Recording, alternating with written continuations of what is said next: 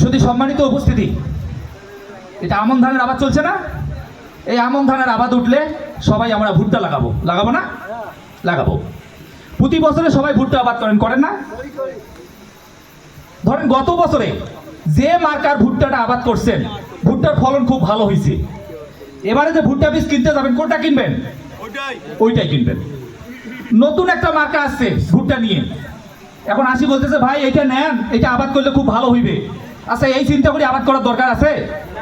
আমরা গতবার যেটা আবাদ করছি, ফলন যেটা ভালো হয়েছে, ওইটা এবারও নেব। কেন কথা বলতেছি? আলহাজ মোহাম্মদ শহীদ আলী 2 বারের সফল উপজেলা চেয়ারম্যান ছিল। আরে বাবা, উনি তো পরীক্ষিত মানুষ,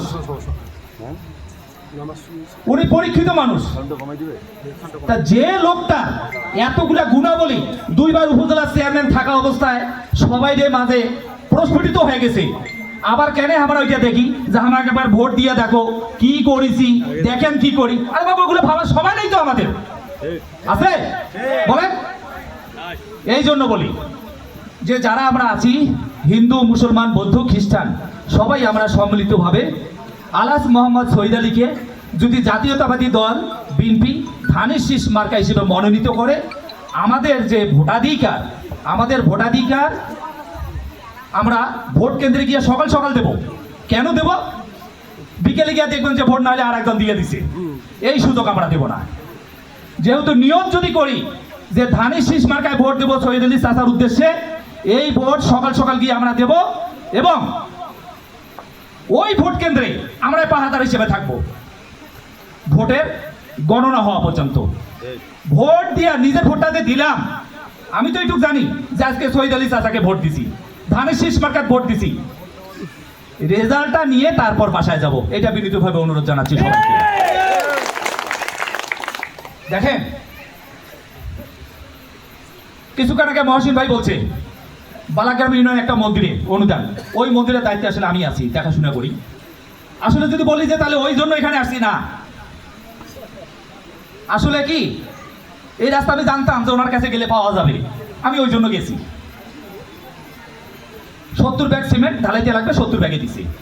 আর শুধু মন্দিরের কথা নয়, আমি বেশ কয়েকটা মসজিদও কিন্তু আমি ওনাদের অনুদানকৃত মসজিদে আমি কিন্তু অনেক জায়গায় ভিত্তিপ্রস্তর স্থাপনে আমি গিয়েছিলাম, আমাকে বলা হয়েছে গেছি সঙ্গী হিসাবে। তা সেখানে দেখছি কথা কিরকম, শহীদ আলী চাচার কাছে চাইতে গেছে 50,000 টাকা, শহীদ আলী চাচা পাঠিয়ে দিছে 1 টন রড। দেখেন এই কাণ্ড, হ্যাঁ?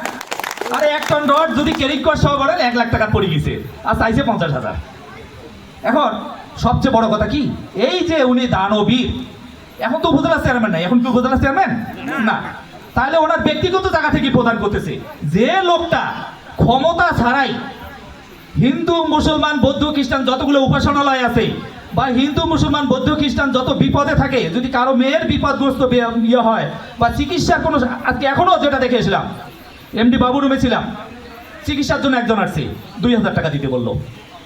তা যে লোকটার এত উদারতা, তাহলে আমরা কেন আমরা পিছিয়ে থাকবো?